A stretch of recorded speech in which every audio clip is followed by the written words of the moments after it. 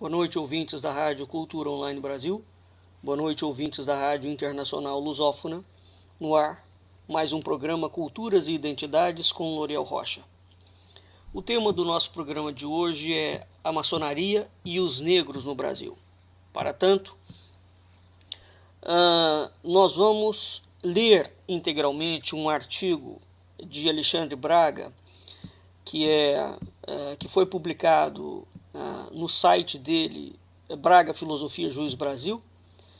Ele é estudante de Ciências do Estado da Faculdade de Direito da UFMG e presidente da UNEGRO de Minas Gerais. E vamos também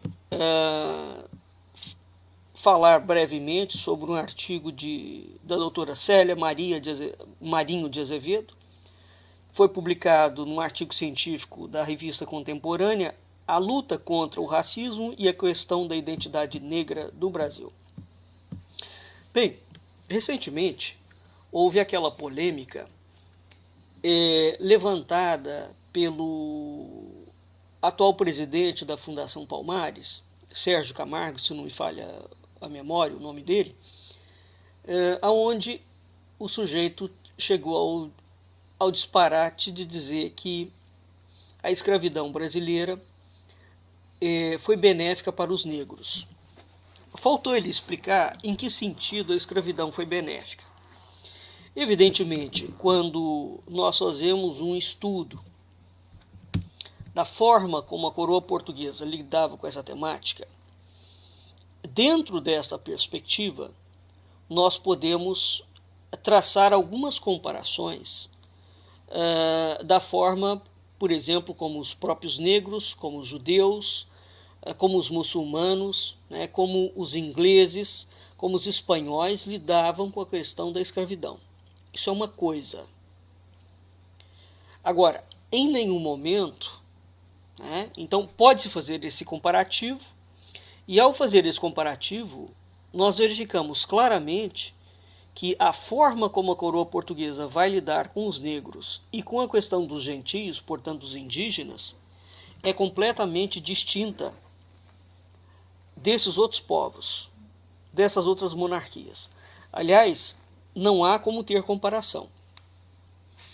Agora, existe um outro fator importantíssimo e particularíssimo, porque é uma particularidade brasileira, que diz respeito à própria elite local brasileira e a forma como essa elite local se comportava face à legislação portuguesa.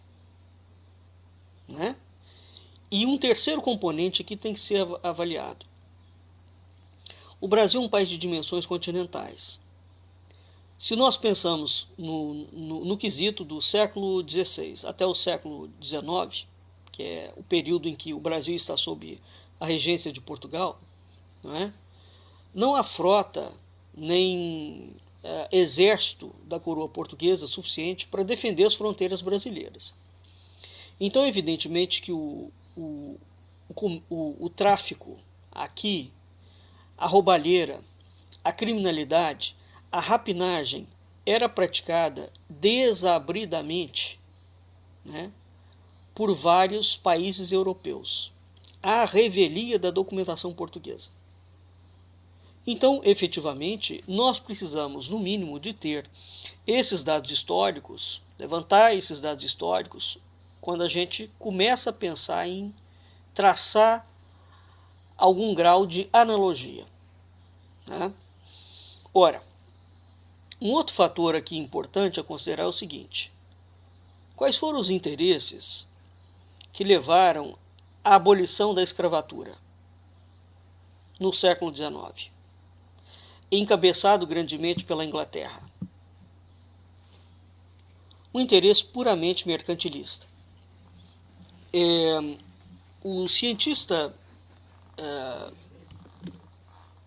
brasileiro, argentino, naturalizado brasileiro, do CDTN, Javier Rios, lançou o ano passado uma obra chamada O Ouro do Brasil.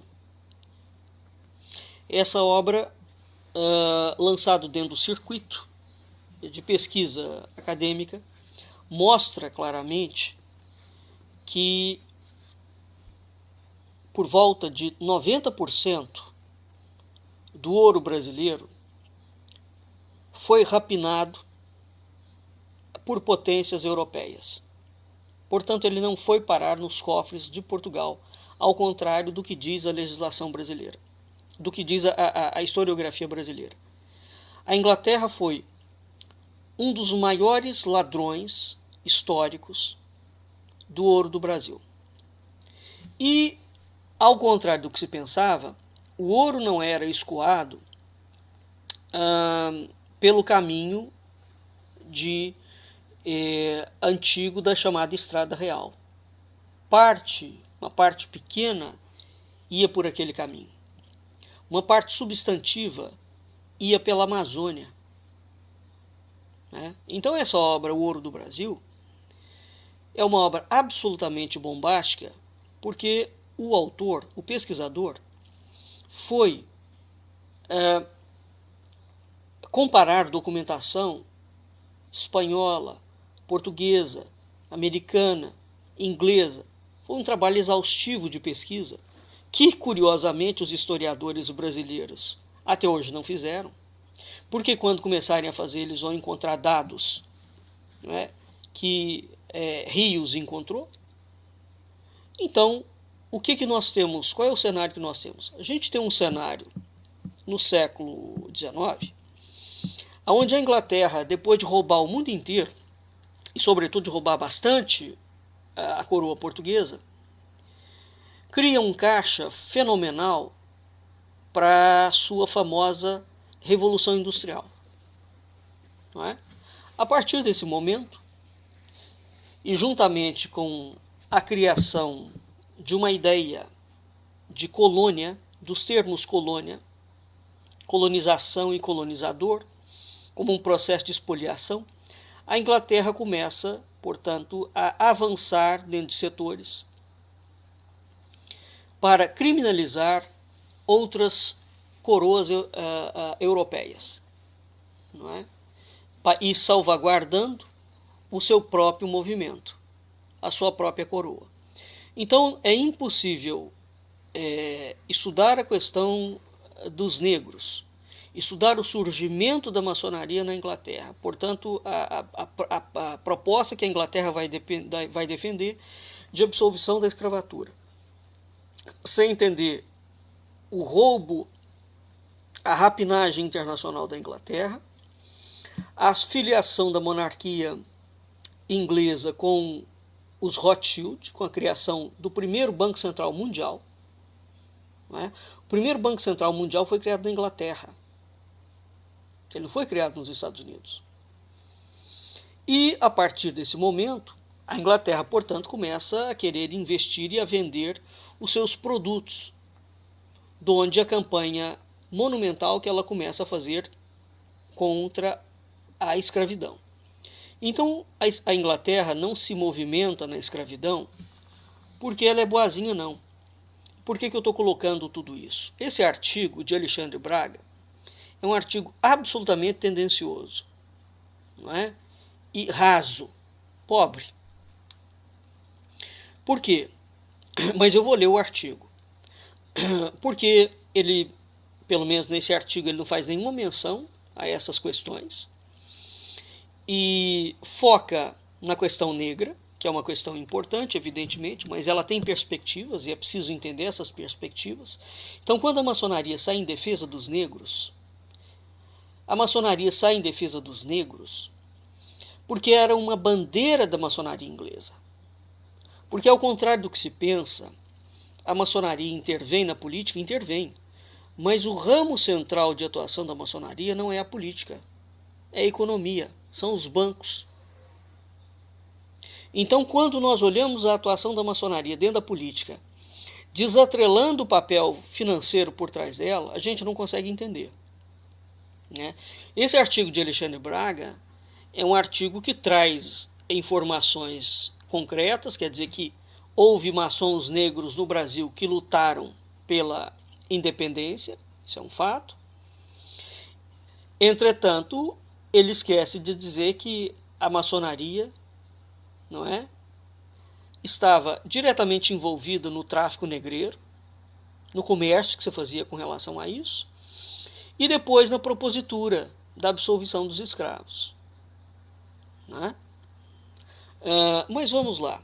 Além disto, quero chamar a atenção que ele comete um erro dramático aqui, e um erro absolutamente provinciano, de anexar ou dizer que os templários vão dar a base para a maçonaria. A maçonaria não tem nenhuma relação com a ordem do templo. Aliás, os templários não têm nenhuma relação com a maçonaria.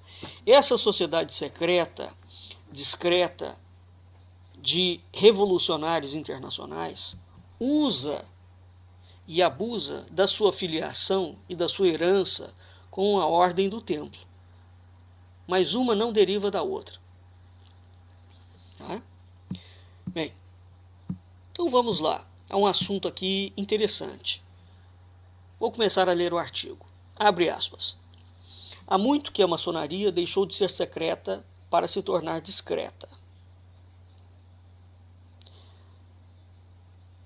Aqui o rapaz já começa num erro. Não é? A maçonaria continua secreta e, através do seu programa de sociabilidade, tem se tornado discreta. Muito bem. Então, há muito que a maçonaria deixou de ser secreta para se tornar discreta. A mudança de postura vem ao encontro dos bons ventos democráticos e devido à relação amigável com reis e rainhas, príncipes e mandatários mundo afora. Outro erro dramático do que o rapaz fala. A maçonaria nasceu de uma relação amigável dentro dos centros do poder.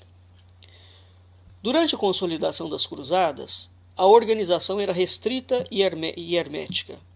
As ordens dos hospitalários e dos templários foram iniciativas precursoras que ajudaram a formatar o modelo de seita iniciática como conhecemos hoje em dia. A maçonaria, corporações de pedreiros construtores de igrejas.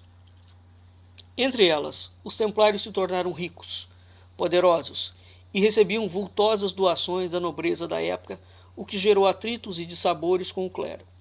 Num determinado período, constituíram-se como os grandes financistas e banqueiros da região. Tornaram-se, em certa proporção e de fato, uma igreja dentro da igreja, e entraram em rota de colisão com o Papa Bonifácio VIII. Em 1307, por ordem de Filipe, a Inquisição mandou prender todos os membros da ordem francesa. Alguns presos foram obrigados a confessar atos contra a igreja, e após esses episódios foram proibidos e perseguidos pelo Papa em toda a cristandade. Em 1314, mesmo alegando inocência, Jacques de Molay, grão-mestre da Ordem Templária francesa, e seu grupo foram queimados diante da multidão que assistia ao processo. De lá para cá, a perseguição aos maçons virou uma regra, como, por exemplo, no documento in eminente do Papa Clemente XII, expediu uma bula nesse sentido. Por isso, as iniciações de novos membros e dos ritos passaram a ser feitas sob sigilo secretamente. Até 1983, no Brasil, católicos que se associassem à maçonaria poderiam ser excomungados. Agora não mais.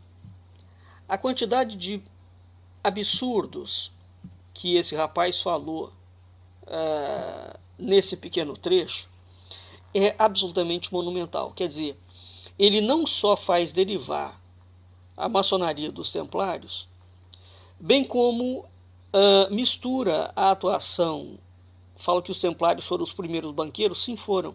Só que ele não conta que este tipo de transação bancária não tinha nada a ver com o conceito que a gente tem hoje de banco. Não é? Quer dizer, ele mistura alhos com bugalhos. E mistura sociedade secreta com seita. Ele acha que é a mesma coisa. Não, não é. Não é? E seita iniciática, quer dizer, sociedade secreta, sociedade iniciática, seita iniciática, ele vai misturando uma sequência de conceitos, ele mistura a estrutura hermética esotérica dos templários com um esoterismo do século XIX e com o esoterismo e o hermetismo da maçonaria e com a simbólica e a usurpação de símbolos e de mitos e de ritos maçônicos. Enfim, ele faz uma bagunça em tão pouco tempo que é impressionante, não é? Além de tudo, termina com uma conclusão absolutamente ridícula, que a Igreja Católica suspendeu a condenação de qualquer católico a entrar na maçonaria. Isso não é verdade. Até hoje permanece o processo de suspeição e de suspensão, não é? Então, de modo algum, há correlação entre os templários e a maçonaria. Bem, então ele faz essa introdução, não se sabe entender, gostaria de entender por que essa introdução, não é? Quer dizer, você tem um processo que vem da Idade Média e que vai desembocar na atuação da maçonaria? Não tem nenhuma relação essa introdução que ele faz ao próprio artigo. Aí ele parte para uma outra característica, para um outro aspecto. Continuando, num recorte histórico da atuação brasileira, conforme a historiadora paulista Célia Maria Marinho de Azevedo, no livro Maçonaria, Antirracismo e Cidadania, eram maçons os negros André Rebouças, José do Patrocínio, João Maurício Vanderlei, o Barão de Cotegipe, Luiz Gama, Antônio Carlos Gomes, Rui Barbosa de Oliveira, Francisco Glicério, Nilo Peçanha, que era grão-mestre, Castro Alves, Pixinguinha, entre outros. O líder republicano Joaquim Saldanha Marinho foi inclusive grão-mestre do Grande Oriente do Brasil. Para Célia Marinho, a luta antirracista daqueles maçons negros de meados do século XIX procurava impedir a reafirmação de uma hierarquia racial pública herdada dos portugueses. Bem, Célia Marinho, eu tenho essa obra dela, ela comete erros formidáveis. Formidáveis, a obra Maçonaria, Antirracismo e Cidadania, com relação à documentação da coroa portuguesa. Continuando, hoje, a mais importante potência maçônica, o Grande Oriente do Brasil, GOB, é conduzido pelo grão-mestre Marcos da Silva. Marcos da Silva é um negro e, de fato, ele é o primeiro grão-mestre negro do GOB. Foi graças ao GOB que houve algumas campanhas cruciais para o extermínio do trabalho cativo em terras brasileiras. A Lei Eusébio de Queiroz, em 1850, que extinguia o tráfico de escravos, e a Lei Visconde do Rio Branco, de 1871, que declarava livres crianças nascidas de escravos. O Visconde do Rio Branco era membro do Supremo Conselho da Grau-Tintreitês do GOB. Veja bem, houve maçons negros? Claro que houve.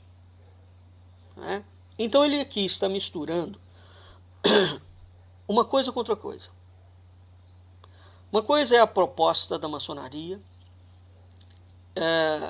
econômica, financeira, globalista, ligada a um comércio internacional. E as diretrizes daquele comércio que se espraiavam por todas as lojas. Ele passa a falsa impressão de que a maçonaria, portanto, apoiava os negros. A maçonaria nunca apoiou negro nenhum.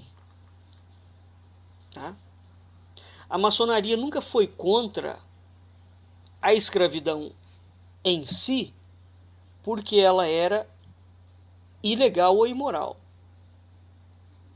A maçonaria foi contra a escravidão porque ela estava diretamente envolvida nesta nova forma de comércio que a Inglaterra estava patrocinando. Então ela passa a defender a abolição da escravidão, não porque os negros sejam personagens interessantes, ou porque sejam pessoas, não é? Interessantes sob a perspectiva da maçonaria. Ou porque são pessoas, são seres humanos, e na condição de ser humano, independentemente da cor da pele, a escravidão não se propõe.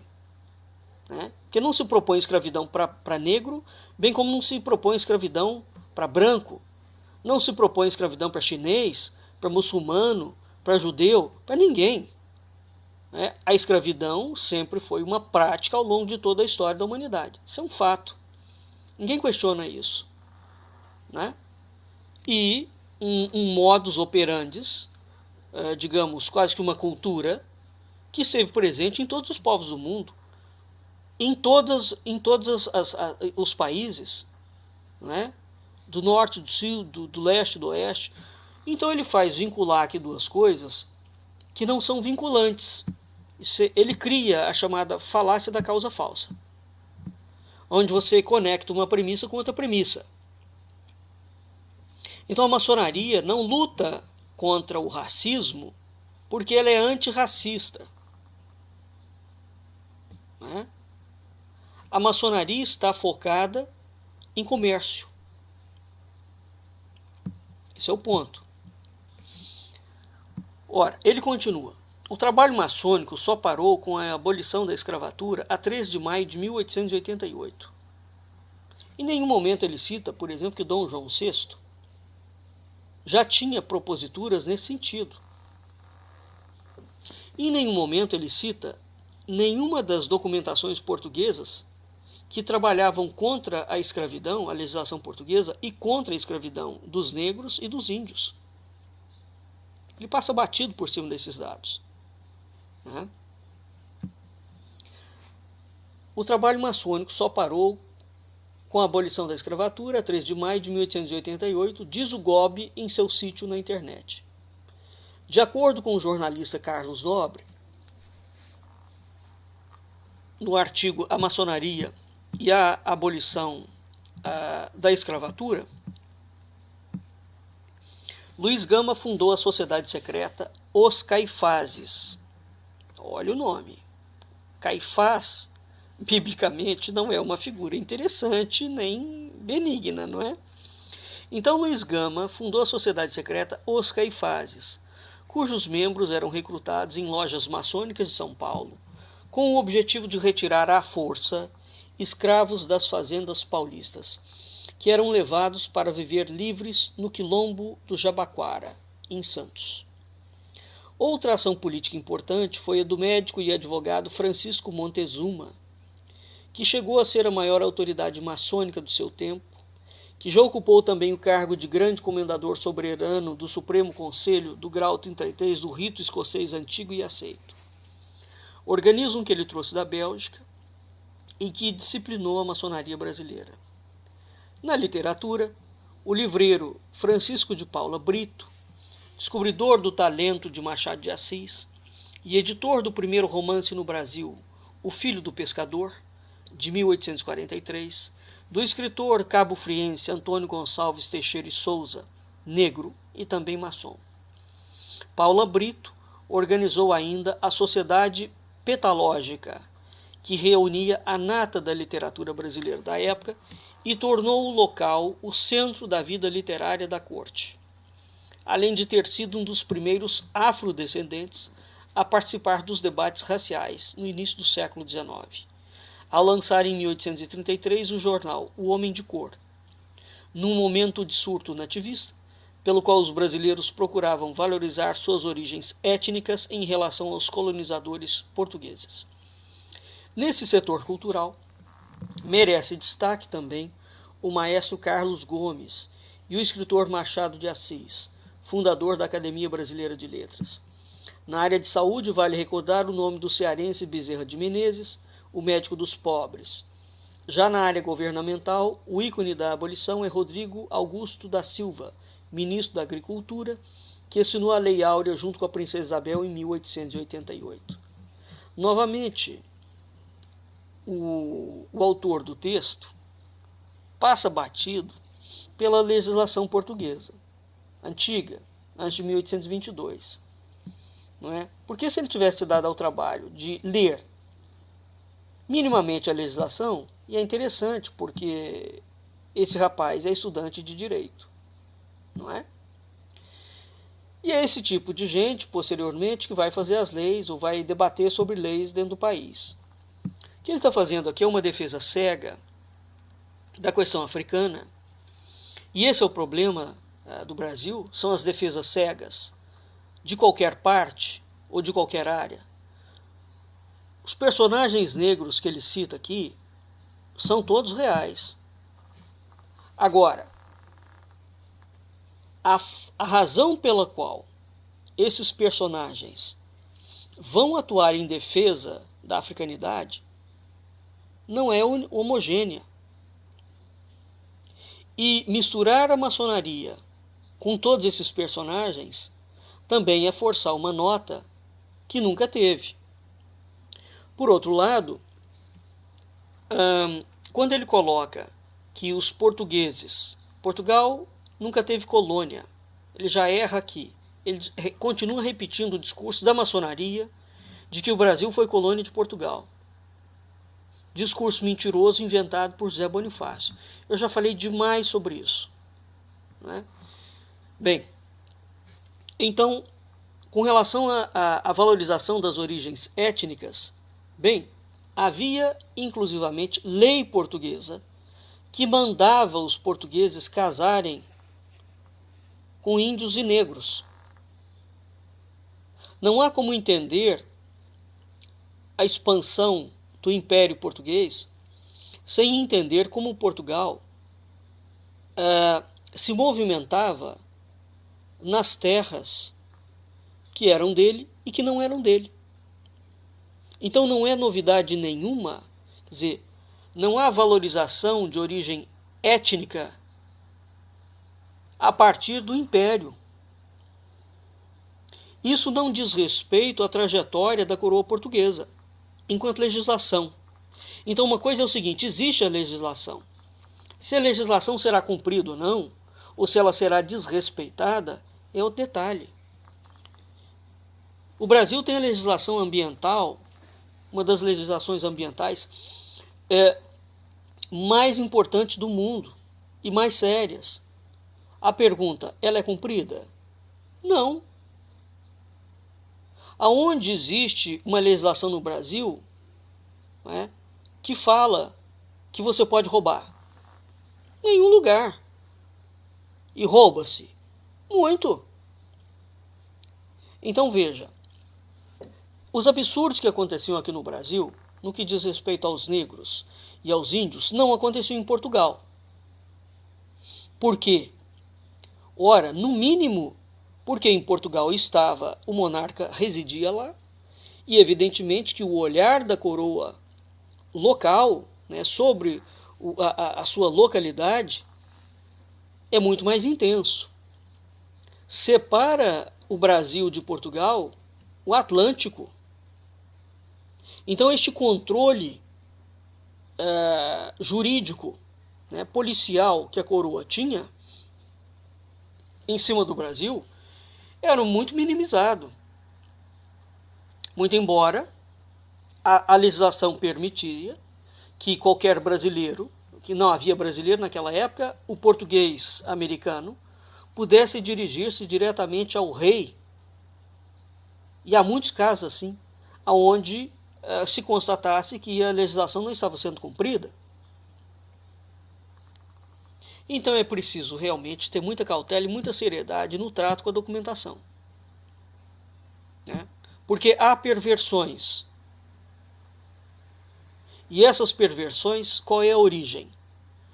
Colocar a coroa portuguesa como epicentro dessas perversões é não só uma safadeza brasileira, né, bem como uma má historiografia, que vem na defesa da linha historiográfica que a maçonaria implantou a partir do Instituto Histórico e Geográfico Brasileiro desde o século XIX, que é a linha historiográfica que foi inaugurada por Zé Bonifácio, de que o Brasil foi colônia e de que Portugal é um país atrasado, inculto e nefasto.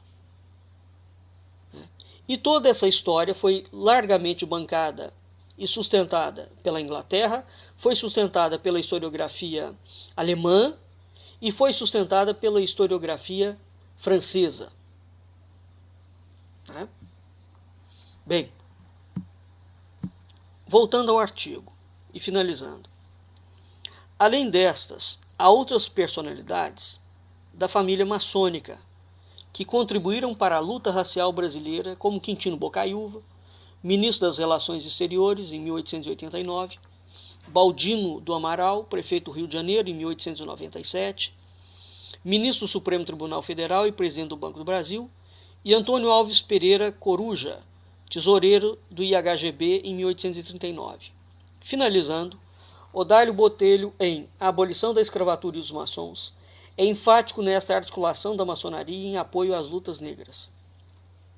Abre aspas. Os maçons engajados na luta pela abolição da escravidão, batendo de frente com a poderosa aristocracia escravagista, contam-se as centenas, maçons ilustres e maçons humildes, mas todos objetivando uma causa comum, a extinção desta mancha da humanidade.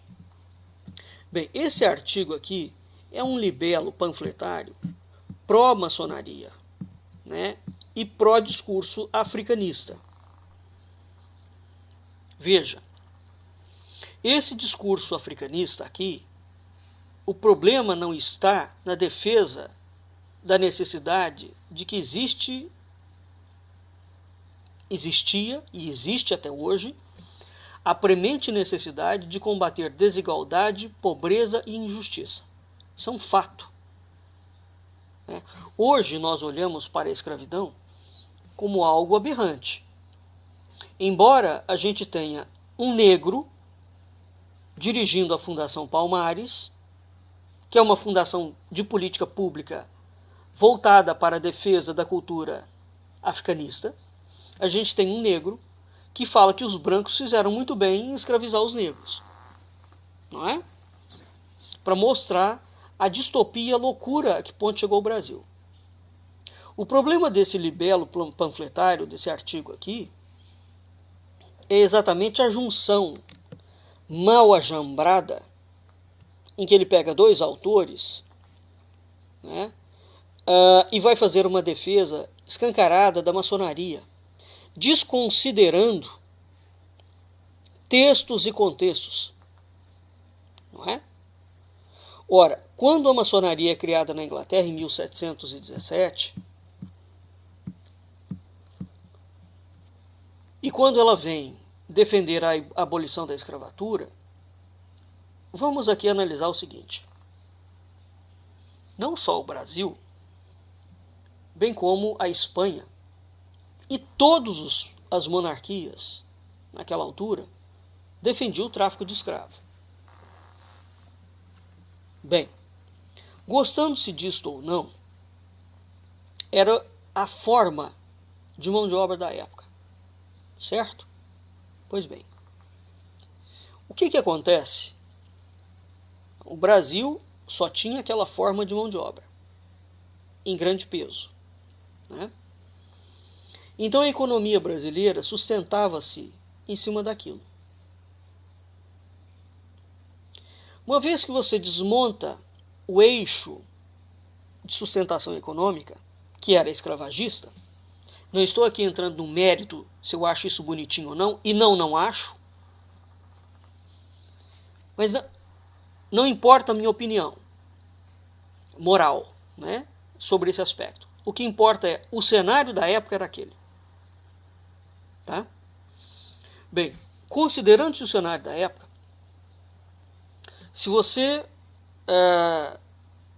suspende a escravidão do dia para a noite, e não de uma forma em etapas, transicionada, não é?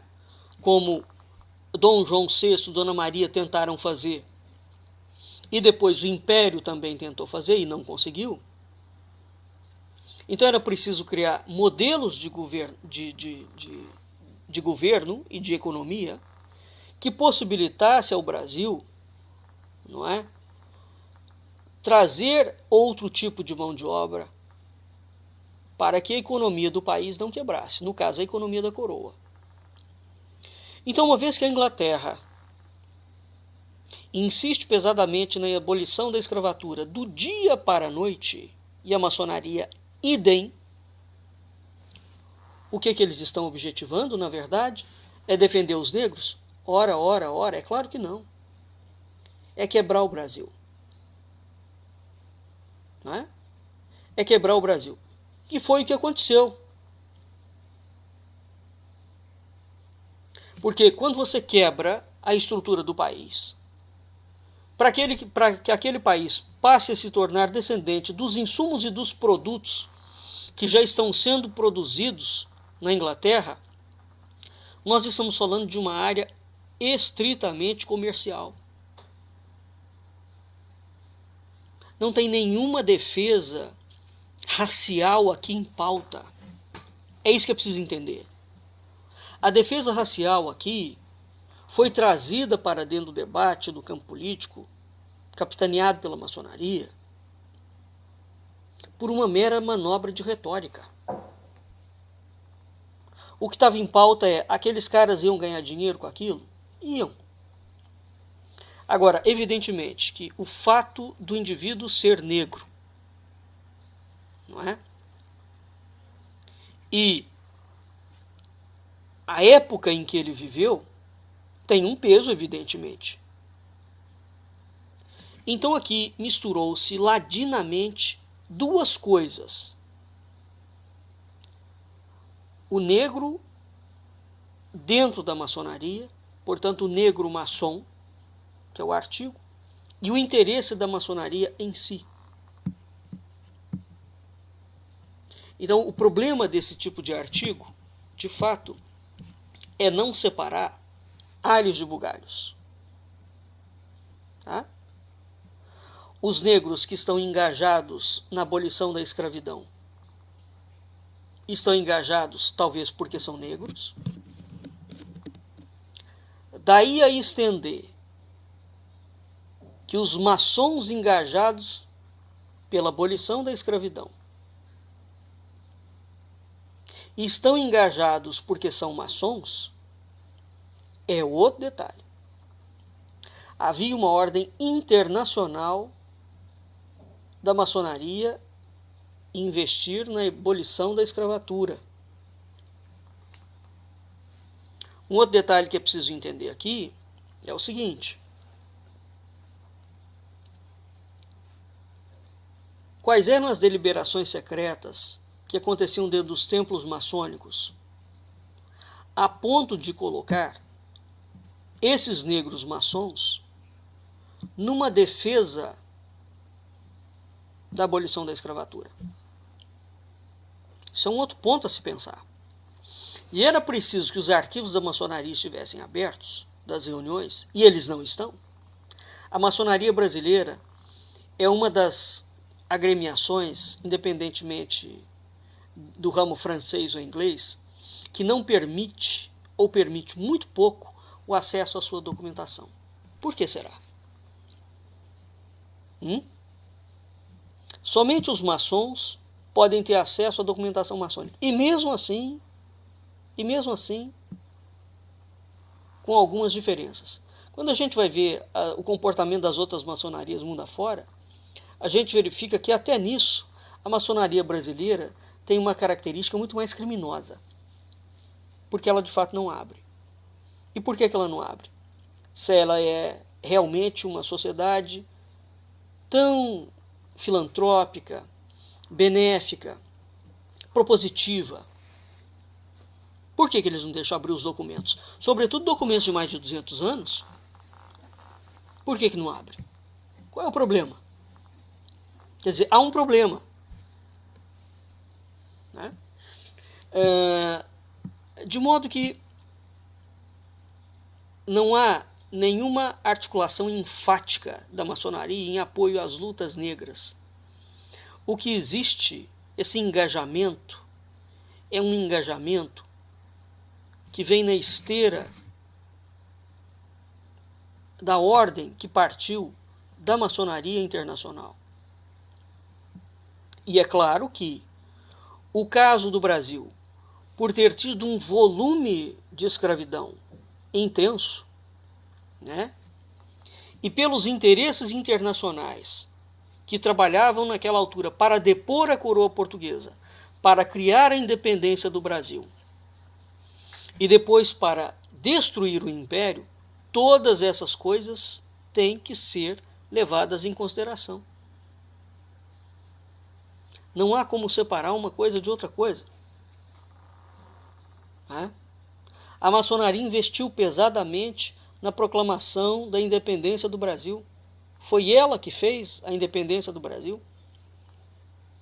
Ela investiu pesadamente na destruição da monarquia portuguesa. Ela investiu pesadamente na legislação que a monarquia tinha de fundo católico. Investiu contra a igreja. A igreja condenava a escravidão. Então é interessante que todas essas coisas, hoje, como existe uma crítica muito grande à Igreja Católica, não é? Todos esses detalhes simplesmente vão sendo derrubados pela história, por uma historiografia panfletária. Portanto, esse artigo, eu vou deixar o link dele aqui, como exemplo, a meu ver, válido somente de nomes de negros que foram maçons. Porque o conteúdo do artigo em si é uma aberração completa.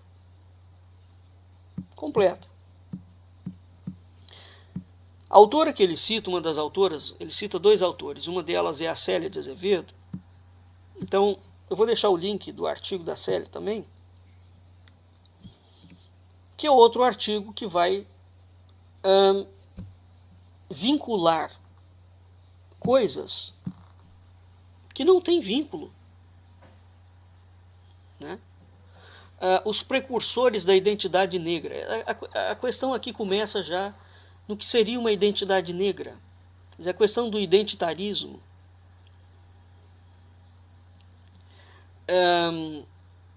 Agora, a Célia de Azevedo traz uma abordagem interessante, porque ela vai discutir a questão da identidade, no sentido histórico. Então é preciso entender o viés historiográfico que a USP vai criar. Depois ela vai discutir a ideia de democracia racial, no início do século XX, entre os militantes negros. Então, aqui você já tem uma outra questão, né, que é a chamada democracia racial. Tudo que é democracia não pode ser racial. Né? Então você está dentro, você já abre uma pauta de identitarismo aqui extremamente complexo. Depois ela vai falar sobre a luta do movimento negro contra essa democracia racial, né? Porque você tem uma democracia racial de direita e uma democracia racial de esquerda. Né? O da direita vai desembocar, por exemplo, nos mitos do nazismo e do fascismo, onde você tem uma elite branca que tem o direito de suprimir judeu, tem o direito de matar judeu, tem o direito de matar muçulmano, tem o direito de matar negro. E você tem uma democracia racial de fundo judaico, de fundo negro, de fundo muçulmano, que vai fazer o caminho inverso. Né? Ou seja, trazendo para as pautas identitárias e raciais deles o mesmo discurso de aniquilação do outro. Quer dizer, tudo que a democracia não pode, em tese, trazer esse tipo de discurso para dentro dela, seja à direita ou à esquerda. Né? Um outro aspecto que ela vai trazer, ela vai falar do debate sobre as políticas de cota racial. Né? Dentro desse debate de política de cota racial, qual é o pano de fundo que está envolvido aqui? Vários. Entre esses panos de fundo, uma ideia absolutamente superficial da questão da pobreza com a desigualdade. Né? A esquerda utiliza muito a bandeira da desigualdade social. A direita fala que a desigualdade social brasileira é praticamente inexistente, o que existe é a pobreza. Ambos os discursos da direita e da esquerda são mentirosos até a medula. Né? Porque, evidentemente, quando você fala em desigualdade social, é óbvio que você vai falar de pobreza. Não é? Então é preciso separar uma coisa de outra coisa. E entender o que significa desigualdade, e entender o que significa pobreza, e entender o que é a ideia do Estado mínimo ou a ideia da liberdade de mercado quando você invoca essas duas palavras, quer dizer, desigualdade e pobreza. Então tem sido trazido à baila, no cenário político brasileiro e no cenário acadêmico brasileiro, uma série de conceitos, e esses conceitos são tratados superficialmente. Esses conceitos existem, eles são atuantes. Né? Uma outra coisa que ela vai trazer, então a cota racial está ligada a isso.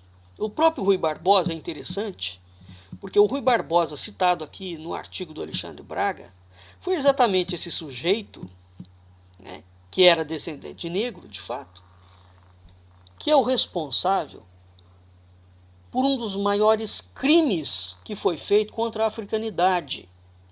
Rui Barbosa mandou incendiar. Eu já fiz programa de rádio sobre isso. Eu tenho artigos no Medium sobre isso. Rui Barbosa mandou incendiar a documentação, depois da abolição da escravidão, ele mandou incendiar todos os documentos da coroa, da monarquia, que diziam respeito à condição dos negros dentro do Brasil, impedindo que eles fossem indenizados. Não é curioso? O sujeito defende a abolição da escravidão, mas ao mesmo tempo, ele na condição de ministro, manda incendiar a documentação,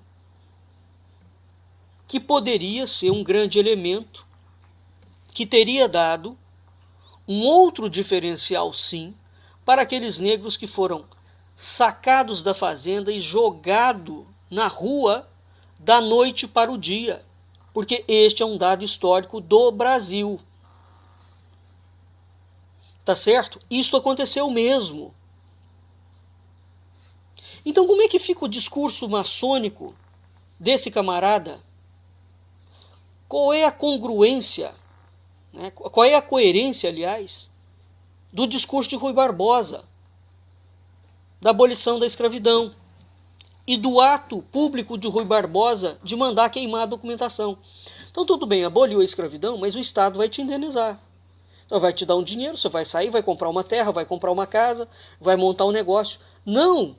Eles foram todos despejados da noite para o dia, quebrou-se, digamos, o agronegócio brasileiro, o Brasil quebrou com aquele negócio, do dia para a noite, e você jogou dentro das cidades, porque não está mais no campo, jogou para as cidades um contingente de gente miserável, que naquela altura não tinha acesso à educação, não tinha acesso ao comércio, não tinha acesso à política, não tinha acesso a nada. E vem hoje esse cretino do presidente da Fundação Palmares dizer que a escravidão foi muito legal para os brancos, para os negros. Ora, pelo amor de Deus, ou vem esse rapaz dizer, não é, que a maçonaria... Quando é que a maçonaria empenhou-se em combater o ato de Rui Barbosa, por exemplo, de queimar a documentação? Que impediu, de fato, minimizar o problema para os negros. Então não houve nenhuma transição. Esse é o problema da história política brasileira. O Brasil é um país que anda aos socalpos, com uma elite absolutamente irresponsável, bandida, criminosa, que não tem projeto de poder nenhum, que não tem projeto de nação nenhum, só tem projeto de poder, projeto de espoliar, projeto de roubar, projeto de ficar rico em pouco tempo. Né? Então, a questão da cota racial, que cota racial? Não é? Como é que você vai discutir cota racial num país como o Brasil, onde você mistura desigualdade com pobreza, né, com democracia racial, de direita ou de esquerda? Quer dizer, é uma pantomínea. Né?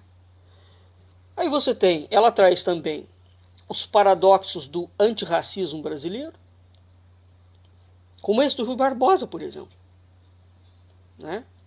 Onde você tem aqueles que defendem uma inclusão da noção de raça negra dentro das políticas públicas e outros que vão combater a política de mestiçagem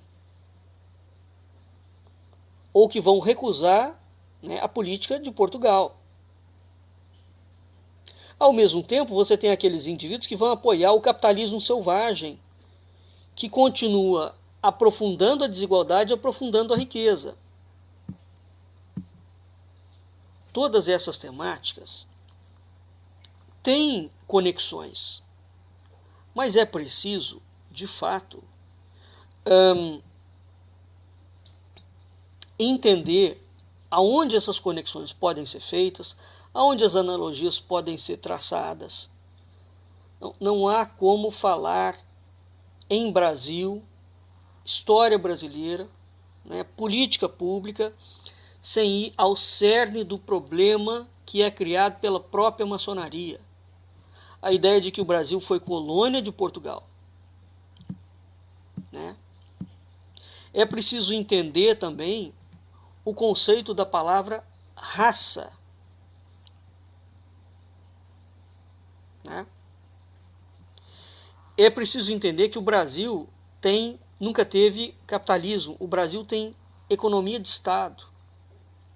Portanto, é um país socialista como a China e que mente que tem capitalismo. Não tem capitalismo nenhum. Tanto não tem que, se o Estado não fizer alguma coisa em prol das populações pobres, não há comércio, no sentido de mercado mesmo, que essa gente possa sobreviver. Então a história brasileira, ela é uma sequência de loucura. Repito, o Brasil é dirigido por uma elite oligárquica revolucionária bandida, e não estou aqui, isso não é um insulto, é um fato. É uma elite que não tem... Você fala assim, a elite europeia é boa? É muito melhor do que a brasileira, sem sombra de dúvidas. A elite americana é boa? É muito melhor do que a brasileira, sem sombra de dúvidas. Sem sombra de dúvida. A elite brasileira não tem a menor preocupação com o projeto de país. Nunca teve. E não sou eu que estou falando, não. Grandes historiadores, cientistas, sempre apontaram para isso. É histórico esse negócio. Essa gente só pensa em ficar rica imediatamente. O que eles podem ganhar de dinheiro hoje, daqui 5 anos? Eles não têm sequer projeto para daqui 10 anos. Né? Então, como é que a gente pode pensar que esse país possa funcionar, seja para combater desigualdade, seja para combater pobreza, né? Seja para manter uma cultura eficaz, uma historiografia eficiente de pesquisa, quando a gente tem, de fato, uma elite que não tem a menor preocupação com o próprio país. Não é? Diferentemente da Europa e dos Estados Unidos, as elites europeias e americanas, por piores que elas sejam, e elas são perversas também, elas têm sim projeto de país. A gente pode até não gostar do projeto, mas eles têm projeto. Pelo amor de Deus, haja vista que a Europa é a Europa, os Estados Unidos é os Estados Unidos, e os Estados Unidos são uma nação muito mais recente do que o Brasil. Então, o que aconteceu? E esse caso do Brasil não é só um caso do Brasil, não é um caso da América Latina como um todo. Não é? É uma elite depravada. De onde saiu essa escória? De onde saiu esse submundo de gente que há 200 anos comete as maiores barbaridades dentro do Brasil? Não é? E o brasileiro já se acostumou com isso. Portanto, vamos entender que é preciso tocar no assunto da escravidão com pé e cabeça. E é preciso ter muito cuidado ao fazer uma defesa muito cega ou superficial, como queiram, da atuação da maçonaria na abolição da escravatura. Então esse discurso maçônico mentiroso, ele precisa de ser visto com os verdadeiros olhos, que é o olho do interesse. Tá? E depois passar para a história da maçonaria no século XX, à medida que ela vai se metendo dentro da política, para ver se de fato o combate dela contra os crimes de Rui Barbosa procurou amenizar os crimes de Rui Barbosa, não é? A gente vai verificar que existe uma diferença muito grande entre o discurso e a prática, né? Bem, nós vamos ficando por aqui e até o próximo programa.